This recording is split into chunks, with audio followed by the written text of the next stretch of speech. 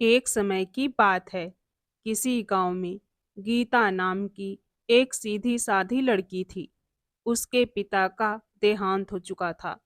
गीता की माँ शालिनी एक घर में नौकरानी का काम करके घर का खर्च चलाती थी। एक दिन शालिनी घर आई। माँ, आज इतनी देर कहाँ लगाती? बेटी, तेरे लिए काम की तलाश कर रही थी।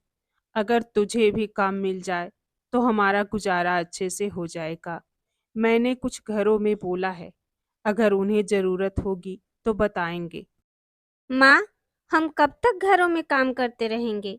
इससे तो इतने कम पैसे मिलते हैं कि घर का खर्च भी अच्छे से चल नहीं पाता है। क्यों ना मैं कोई और काम शुरू कर दूँ? बेटा, हम क्या काम कर सकते हैं? वैसे भी हमारे पास पैसे नहीं हैं नया काम करने के लिए। ये सुनकर गीता चुप रह जाती है। लेकिन वो कोई ऐसा काम करना चाहती थी जिससे उसे या उसकी माँ को घरों में काम करना नहीं पड़े। अगले दिन गीता और शालिनी शिव जी के मंदिर में जाती है। हे भोलेनाथ, हमारी सहायता करो। हमें कोई ऐसा काम दो जिससे हम अच्छे से गुजर बसर कर सकें। मुझे तो गीता की शादी के लिए भी पैसे इकट्ठे करने हैं। पूजा करने के बाद शालिनी अपने घर पर चली जाती है। गीता घर आने के लिए निकल ही रही होती है कि तभी वहां वो देखती है कि मंदिर परिसर में ही एक औरत फूलों की माला बेच रही थी। गीता उसके पास जाती है। बेटा, क्या चाहिए, फूल या हार? नहीं, हमने तो पूजा कर ली। मैं ये देख रही थी, क्या हम भी ये काम कर सकते हैं? बेटा, तुम बहुत छोटी हो, ये काम कैसे कर पाओगी?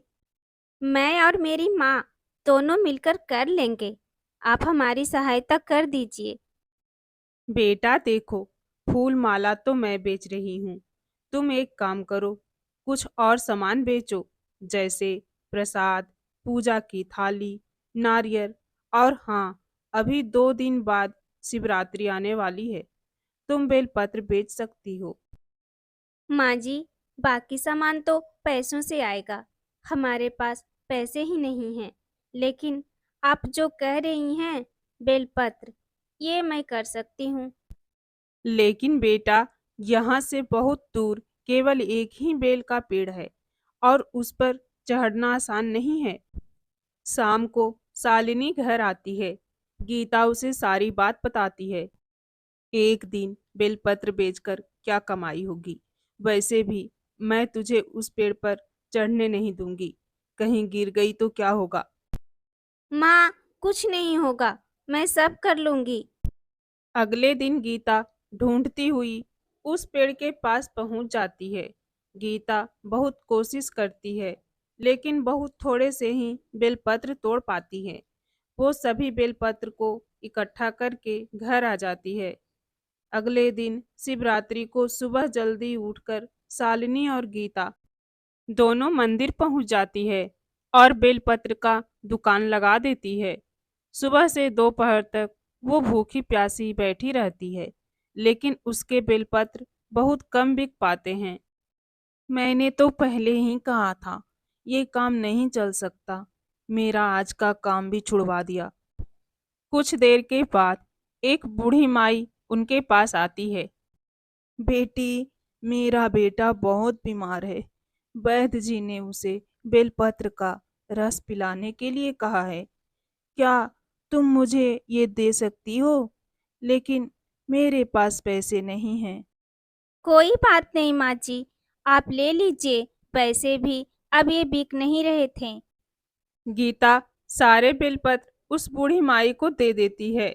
वो बूढ़ी माई बेलपत्र लेकर चली जाती है। हम इतनी मेहनत से ये बेलपत्र लाए थे और तू इन्हें ऐसे ही बांट रही है। भगवान पर बेलपत्र चढ़ाने से क्या होगा? अगर किसी की जान बच जाए तो भगवान भी नाराज नहीं होंगे। चल अब घर चलते हैं। अब तो कुछ बचा नहीं यहाँ बेचने को। शाम होने वाली है माँ, आरती देखकर चलते हैं। शाम को मंदिर में आरती होने के बाद प्रसाद बांटा गया।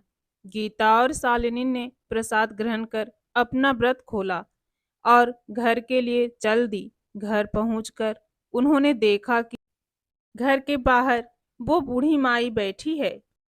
मैं तुम दोनों को धन्यवाद करने आई हूँ। तुम्हारे कारण मेरे बेटे की जान बच गई। माँ जी, ये तो बहुत खुशी की बात है। गीता और शालिनी जैसे ही घर में जाती है, अंदर एक कोने में सोने के बेलपत्र रखे थे। तभी उन्होंने देखा कि बूढ़ी माई भेष बदलकर माँ पार्वती के रूप में प्रकट हो गई। साथ में भगवान भोलेनाथ भी थे। गीता और शालिनी उनके पैरों में गिर जाते हैं। तुम्हारी सेवा भाव से हम बहुत प्रसन्न हैं। आज से तुम्हारे सारे कष्ट समाप्त हो जाएंगे। भगवान शिव और माता पार्वती दोनों को आशीर्वाद देकर अंतर ध्यान हो जाते हैं। इसके बाद दोनों घर के पास ही पूजा के सामान की दुकान खोल देती हैं। भगवान भोलेनाथ की कृपा से उनका काम बहुत अच्छे से चलने लगता है। हर हर महादेव। तो दोस्तों, कैसी लगी आपको ये कहानी? अगर कहानी अच्छी लगी हो तो वीडियो को लाइक कीजिए और शेयर कीजिए। और आपने अभी तक हमारे चैनल को सब्सक्राइब नहीं किया है तो सब्सक्राइब जरूर कर लीजिए। और कमेंट बॉक्स में ओम नमः शिवाय जरूर लिखिए। धन्यवाद। एक गांव में सरला नाम की एक विधवा औरत रहती थी। उसकी एक बेटी भी थी, मालती। सरला गांव के कुछ घरों में बर्तन मांजने का काम करती थी। एक दिन सुबह सरला मंदिर जाने की तैयारी कर रही थी। माँ, आज बहुत जल्दी कहाँ जा रही हो? बेटी, आज सोमवार है। मुझे शिव जी के मंदिर जाना है। फिर काम पर तो जाना है। देर हो गई तो मालकिन गुस्सा हो जाएंगी। इसलिए तुम घर का काम संभाल लेना। माँ, तुम हर सोमवार शिव जी के लिए व्रत रखती हो, मंदिर जाती हो, लेकिन इतने सालों में भगवान ने कभी हमारी ओर ध्यान नहीं दिया। हम कितने परेशानी में दिन काट रहे हैं। शिव जी को हमारे ऊपर कभी भी दया नहीं आती है। नहीं नहीं बेटी, ऐसा नहीं कहते हैं। भगवान हमेशा हमारा साथ देते हैं। हमें हर हाल में खुश रहना चाहिए। ये सुनकर मालती गुस्सा हो जाती है।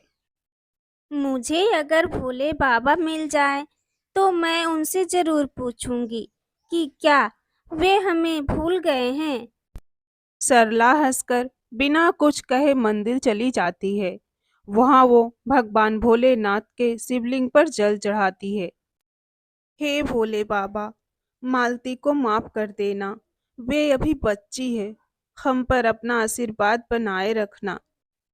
अगले दिन सरला अपने काम के लिए घर से निकलती है।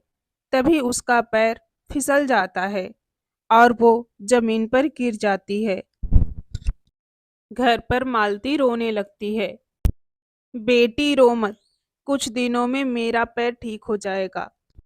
माँ, अब तुम काम नहीं कर पाओगी तो हम भूखे मरेंगे। क्या अब भी तुम्हारे भोले बाबा को हम पर तरस नहीं आ रहा है? बेटी, ऐसा नहीं कहते। और छोटी छोटी बातों के लिए भगवान को बुरा भला नहीं कहना चाहिए। हो सकता है इसमें भी कोई अच्छाई छुपी हो। ये सुनकर मालती चुप हो जाती है और घर के कामों में लग जाती है। इसी तरह कुछ दिन बीत जाते हैं। इधर बरसात का मौसम आ जाता है और बारिश शुरू हो जाती है। उनके घर में पानी टपकने लगता है। बेटी, तुम मेरी मालकिन के घर चली जा। वहां उनसे कहना हमें कुछ अनाज उधार दे दो। माँ ठीक हो जाएंगी तो काम करके चुका देंगी।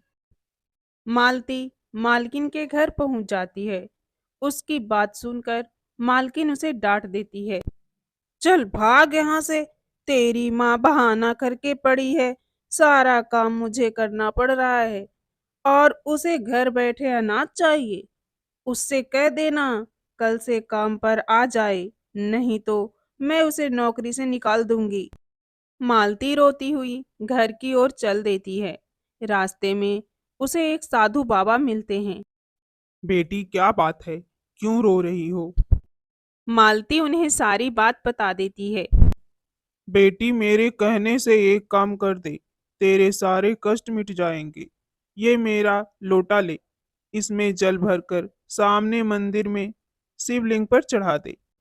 बाबा, मैं समझती थी आप मेरी मदद करेंगे, लेकिन आप भी मेरी माँ की तरह भोलेनाथ को जल चढ़ाने के लिए कह रहे हैं। मैं ये काम कभी नहीं करूंगी। घर में मेरी माँ भूखी पड़ी है, उन्हें छोड़कर मैं पूजा पाठ में लग जाऊं। बेटी, भोलेनाथ सब ठीक कर देंगे। मेरा कहना मान, जल चढ़ा कर आ।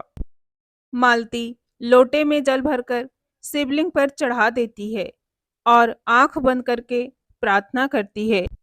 बाबा भोलेनाथ, मेरी माँ हमेशा तुम्हारी पूजा करती है, व्रत रखती है, आज वे कष्ट में है, हमारी रक्षा करो। मालती जैसे ही आंखें खोलती है तो देखती है वो लोटे सोने के सिक्कों से भरा है। मालती को विश्वास नहीं होता।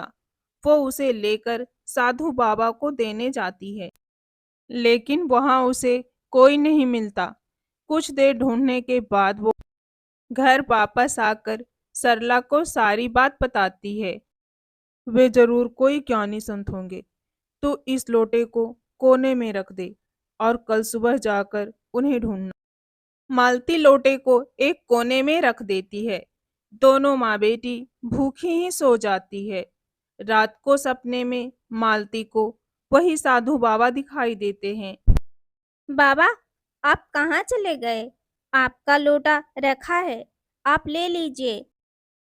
बेटी, तेरी माँ की व्रत और आज जो तुमने सच्चे मन से पूजा की है, ये उसी का फल है। ये लोटा हमेशा तुम्हारे पास रहेगा और ये कभी खाली नहीं होगा। ऐसा कहकर साधु बाबा शिवजी के रूप में प्रकट हो जाते हैं। तभी मालती की नींद खुल जाती है। वो सारी बात अपनी माँ को बताती है। माँ, मुझे माफ कर दो। मैं हमेशा तुम्हें पूजा करने से रोकती थी, पर भोले बाबा ने स्वयं मुझे दर्शन देकर हमारी सारी कष्ट दूर कर दिए। उस दिन के बाद से सरला और मालती भगवान भोलेनाथ की भक्ति करने लगी। ओम नमः शिवाय। तो दोस्तों, कैसी लगी आपको ये कहानी? अगर कहानी अच्छी लगी हो तो वीडियो को लाइक कीजिए और शेयर कीजिए। और आपने अभी तक हमारे चैनल को सब्सक्राइब नहीं किया है तो सब्सक्राइब जरूर कर लीजिए और कमेंट बॉक्स में ओम नमः शिवाय जरूर लिखिए। धन्यवाद।